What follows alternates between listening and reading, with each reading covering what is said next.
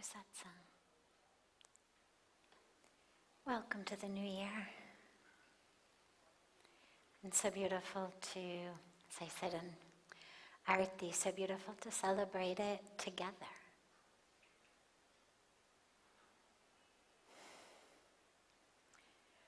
We begin as always with, one of the questions that comes in advance from our global family joining us online. And then we'll open it up to any questions that anyone here has. So don't be shy. So many times people say, oh, I was going to ask, but I was shy. So don't be shy. This is a space, a safe space in which together we are diving into truth. So don't be shy, don't be afraid, and just come up and share your name and where you're from and whatever question you have. But starting here.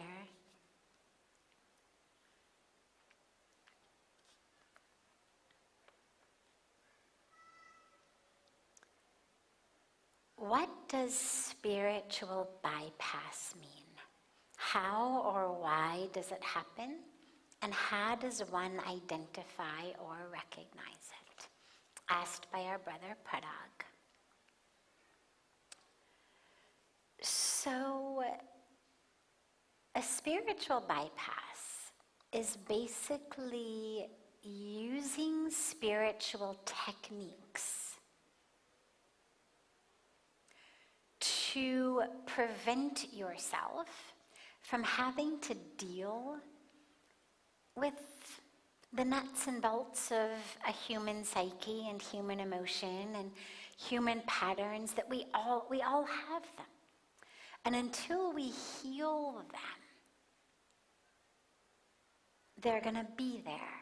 A spiritual bypass is, just to give you an example of what it would look like, is someone who was struggling, perhaps, or in some way emotionally, mentally, psychologically, got into spiritual practice, never dealt actually with the emotional stuff, and got into spiritual practice. And rather than having very real, very deep spiritual healing experiences, which absolutely can heal us, instead became, I can just meditate away my pain. Now, does meditation work to heal us from pain? Absolutely, 200%. Does yoga work? Does japa work? Does seva work? Absolutely, in a big, real picture way. But in a spiritual bypass, what's happening is you're not actually healing. You're not actually treating anything within. Bypass, literally, I've just gone over. We have, by God's grace, now they've built under Honorable Modiji's government, all of these, bypasses on the highways everywhere, and now you can actually get places at a decent speed, because you go over cities now instead of through them, or it takes you right around the city instead of through it. So it's helpful if your ultimate goal is just to get from point A to point B in a vehicle as quickly as you can, but it doesn't work emotionally and psychologically. You cannot simply go over or around your patterns. You have to actually either really work through them or let them go in a deep spiritual way. And what I've seen in most cases is it's actually a little of both, or a lot of both. We do our emotional, psychological work, we acknowledge the patterns, we see them, and we do the spiritual work to enable us to let it go. Otherwise, the psychological work will just keep you doing it forever. Oh, this happened again and it triggered me. Oh, this happened again and this happened. Oh, and it's like a never-ending spiral of the workings of your own mind. And that's where spirituality actually can free us, by showing us how to just let it go. Like, you're not that pattern. You're not the body. You're not the narrative. You're not the story. Let it go, for God's sakes. But it has to happen on a really deeply surrendered level. And the way you know, because from the outside, you may not be able to tell. The way that you know is when that person is in situations that otherwise are triggering. So Jack Kornfield, who's one of my favorite spiritual teachers, he's a very well-known Buddhist meditation teacher from America who understands the intersection between psychology and spirituality better than almost anyone I've encountered. And he says, the way to know if you're really like as spiritually there as you think you are is go back home and spend 2 weeks with your family. If you still feel as full of light and peace and perfection and grounding and anchoring after 2 weeks back with your family of origin, you may very well be there. But most of us don't. Most of us find ourselves incredibly triggered, incredibly back in patterns. And all that means, it doesn't mean that there's something wrong with you. It just means, hey, you've got work to do. Okay, beautiful. Spiritual bypass is denying that work. And so Jack speaks in his own experience about having come out of a monastery in Thailand, back to America, and feeling totally enlightened and awakened and free of ego and all of that, and what it was like to come back into America and actually have to be in relationship with people, like navigate the world, and actually how much stuff he still had come up. And again, that's the human side of it. We work through it. The spiritual bypass is kind of a defense mechanism, just via spirituality of, I'm not going to do that work. I'm not going to look at it. I'm going to just pretend that because I sit here and chant a mantra all the time, that I am beyond all of that stuff. And what always happens, and this is how you can always tell, is something or other will trigger them, and they're not able to handle it. They're not able to be present with a human situation, with other human beings. You also just intuitively can feel it, like you know when someone's being genuine and authentic, especially on a spiritual level, and when someone is just kind of going through the motions and, wearing the accessories and doing the part, but not yet really deeply there. So do your work psychologically. Do the emotional work. But allow yourself the spiritual power and possibility of actually being free. Actually being free. I know for me, when I first came to India, I had done lots and lots and lots of psychological work and sort of expected I would do it forever because that was what we were taught and told is, you kind of, this is the stuff you work through forever, and these are your patterns and these are your issues, and they're going to keep arising, and you'll have moments and stretches of moments that are better than others, and then you'll get triggered, and then you'll be back in that. And it wasn't until I came here that I realized the potential and the possibility of, oh my God, actually you can be free. Not just a temporary reprieve, not just in remission, but actually free from it if you are prepared to let go of the story, if you're really prepared to let go of the stories and the whole identity around the stories, then you can actually be free. But you do have to do the psychological work first. Yeah, great question. Other questions? Any question that anyone has? Yes, of course. Come, please. Sure. You right after her. Thank you so much, ma'am. Of course. My name is Ranjana, and it's my second time to visit. Can you speak a little bit louder, maybe closer to the microphone or something? Yeah. Thank you so much, ma'am. My name is Ranjana, and it's my second time to visit in Parmarth Niketan.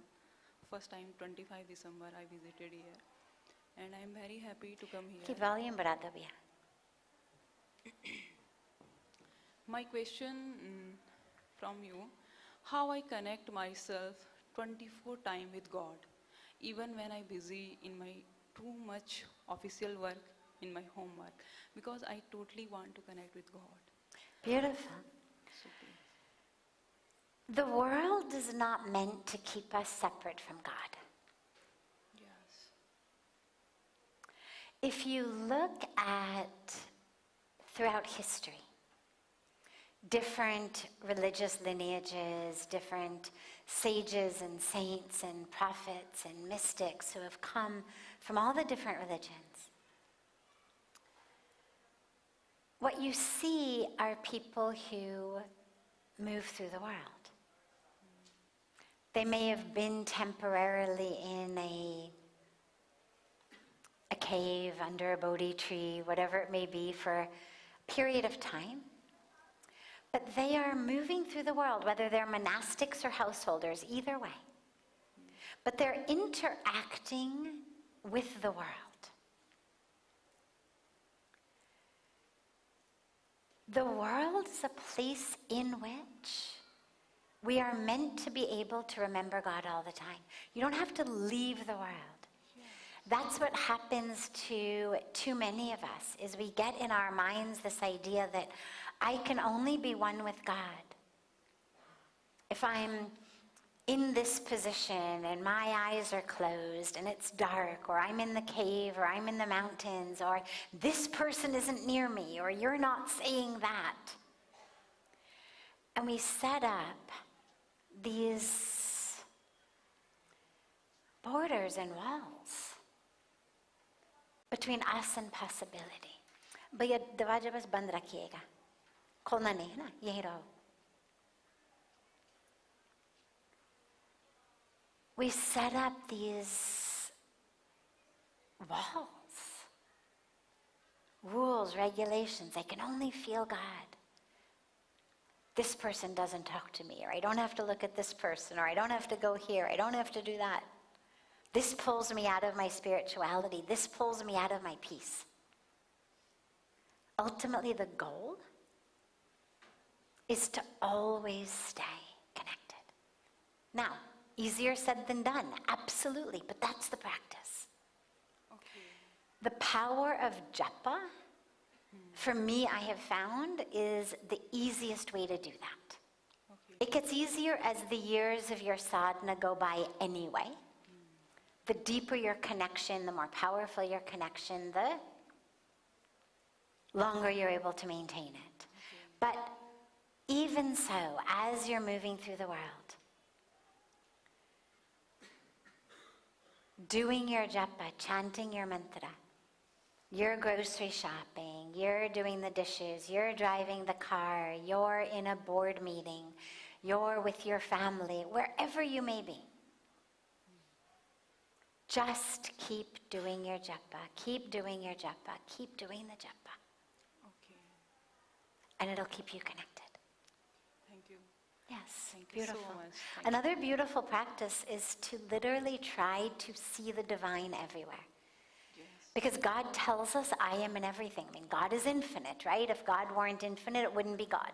Yes. Right? If we suddenly make God finite, oh, God is only like this or here or there, well, then God's not God. God is infinite. If God is infinite, then we should be able to see and experience God everywhere. Yes, you're right, ma'am. Keep trying. Again, easier said than done, but keep trying. Sure. Thank you. Thank you so much. Beautiful. Yes.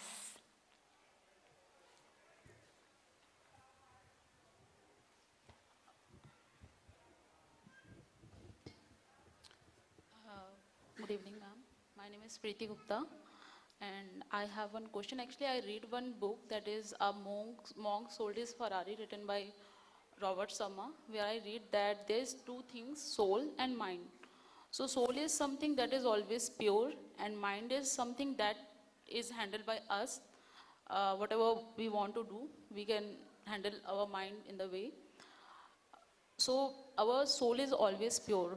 The first thing is this. So when we die, what release from our body is our soul. So most of the time I have seen that people are saying that this is the karma of your previous life, previous birth. How it can be the karma of previous birth? Because it is soul, and soul is always pure. So how it can be connected to our mind? Whatever we did is our mind that. Yes. I think you understand. Okay. Okay. Great. Can you just turn off the microphone? Thanks.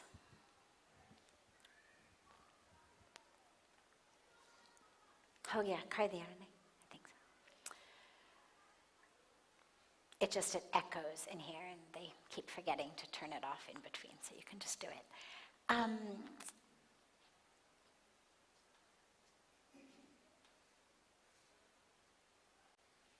When we speak about soul, there's two different aspects of soul that we speak about, and they get interchanged. One is what we call Jivatma. The other is what we call Paramatma. Jivatma is the individual soul. You can say my soul. Paramatma is the supreme soul. Now, on the deepest, truest level, there actually is no difference. When we speak about, lots of souls, there's not actually souls. There's actually soul. You can think about it like, it's not an exactly perfect analogy, but think about it like waves in the ocean. Okay? The ocean is Paramatma. The waves are Jivatma, meaning they've always been Paramatma. They've always been the divine. Right? Another name for Paramatma is the divine. So that supreme soul is the divine. It's not that there's the divine here and then there's this infinite soul over here and an infinite God over here. It's one. This individual soul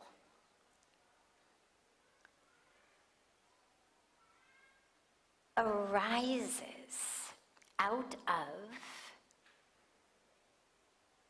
in Maya, this illusion. We have this cycle of creation, of sustenance and dissolution, and we have a situation in which our individual soul, our Jivatma, has a karmic package that it is working through in different lifetimes. Doesn't mean it's not pure. It's totally pure. But there is what we call the subtle body, Sukshma Sharir, that goes with the Jivatma. And this is very high philosophy and complex philosophy, and we don't have time to do it really justice right here, so I'm just kind of giving you the simple pieces. Your soul, number one, is part of, connected to, inseparable from the divine soul Paramatma. So that soul of you is divine, is whole, is infinite, is definitely pure. Never been anything but pure, doesn't have to be purified. However, in this temporary wave form in the ocean, it has become associated with, you could say, a subtle body, a sukshma sharir, and that association has a karmic package. And everything we do in every life, because then that package of soul plus subtle body takes on a physical body. Then you've got actions. Then you've got thoughts. Then you've got emotions. You've got all of that, choices, decisions, everything that we do. All of those actions are what we call karma, and they create a karmic bank account. And as long as there is a karmic bank account, that jivatma with the subtle body is going to keep taking birth after birth after birth. Eventually what happens is, through our practices of sadhana, but even more than that, through total surrender. Through total surrender. This is Bhagavan Krishna's core teaching in the Bhagavad Gita. Surrender. Surrender. Just whatever you do, surrender it to me. Just realize everything you are, everything that's happening, everything, just surrender it to me. Through that practice of total surrender, what happens is the subtle body, man, buddhi, ahankar, the mind, the intellect, the ego, gets burned off. Its karmic work is done. It is purified, because that's where the impurities lie, in man, buddhi, ahankar. Our mind, our intellect, our ego, those aspects are where the impurities are. Through that spiritual practice, through the surrender, that subtle body becomes purified, it burns off the jivatma, returns to Paramatma, the wave comes back into the ocean, and just reunites with the ocean from which it never really was separate. There was just a temporary moment in time in which it was identified with these other finite aspects. Does that make sense? That was very deep, Vedantic studies in 3, 4, 5 minutes. So does that all make sense? Okay, good. But the piece that's most important to remember for each of us in our lives is the very core of who you are is soul. The soul is always pure. It means the very core of who you are is always pure. All of the impurities arise in here, the different aspects of the mind. And therefore, whether your ultimate goal is just peace and a happy life, or whether your ultimate goal is that ultimate moksha, freedom, enlightenment, either way, the only way there is to work with the mind, the intellect, the ego. Great. Yes. Other questions? Yes, come. Just one second, Wadi.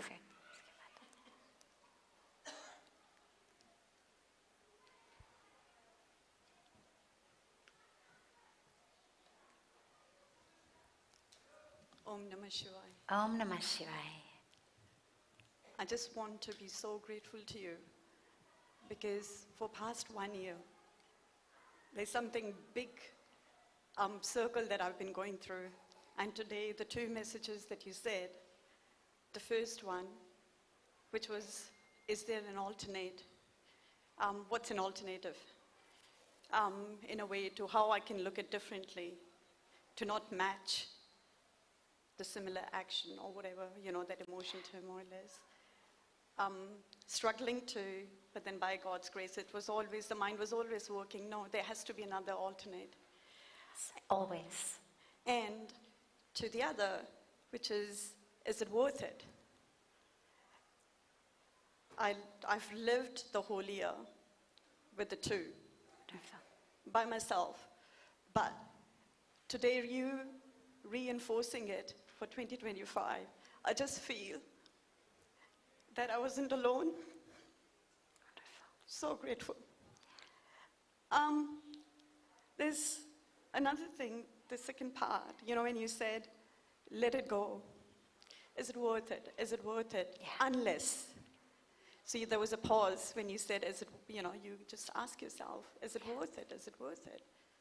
And then there was a silence. So when do you know when it's not worth it? Great question.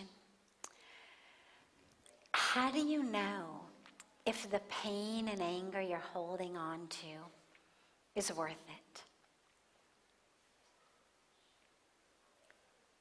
Pretty much it's never worth it. I was trying to think of a situation where it might be worth it. It's pretty much never worth it. The only time that any of that is worth it is, let's say, for example, let's say that I have an alcohol addiction or a drug addiction or a gambling addiction. And under the influence of drugs or alcohol, I do things that hurt people I love. And I keep saying I'm not going to drink or use drugs anymore, but I keep doing it, I keep doing it. And under the influence, I do something now that really hurts someone I love. And I feel awful. I just feel awful about it. In a way, feeling awful is actually worth it, because it may be just the catalyst that you need to actually get yourself into some kind of rehab. But feeling awful about something someone else did is never worth it, that I can think of. Never worth it. Now, it doesn't mean that we say that everything is okay. Letting things go does not by any means mean that we're condoning it. We're not saying, oh yeah, whatever you want to do it, no problem, rape and kill and destroy the planet and do this and do that. We're not saying that. What we're saying is, I'm not going to carry the poison of that anger in me. I may work to change it. I may do something, I hope I'll do something to change the situation. But I'm not going to hold on to that anger. So sometimes anger can be a catalyst. We see things happening in the world. We see our environment being polluted. We see trees being cut down. We see our rivers being polluted. We see smokestacks spewing waste into the air. I mean, it should make us angry. We see starving children on the road. It should make us angry. But not angry in a way that you cannot eat and digest your food, that you cannot go to sleep at night, that you cannot enjoy the beauty of a flower or a deep meditation or being in love or art or music or literature, whatever it may be. The anger is an energy to get you to do something, but it's not something that is meant to be that which suffocates you. And typically, sadly, that which angers most of us doesn't have much to do with the trees that are being cut down, and it has much more to do with like how that guy spoke to me or how that lady treated me or how this or how that. We're much more upset about perceived injustices or insults in our own life than we are about actually the injustice in the world. And in those cases, it's usually that stuff that eats at us. If you stopped 10 grumpy-looking people on the street or 100 grumpy-looking people on the street and said, tell me right now, I promise I won't tell anybody, just what are you so grumpy about? What are you upset about? I would be very surprised if more than maximum one of those 100 people said it's because carbon emissions are still up. I mean, we laugh. It's tragic. We should not laugh. Like, we should be furious that carbon emissions are still up. But that's not the stuff that eats at us on the inside.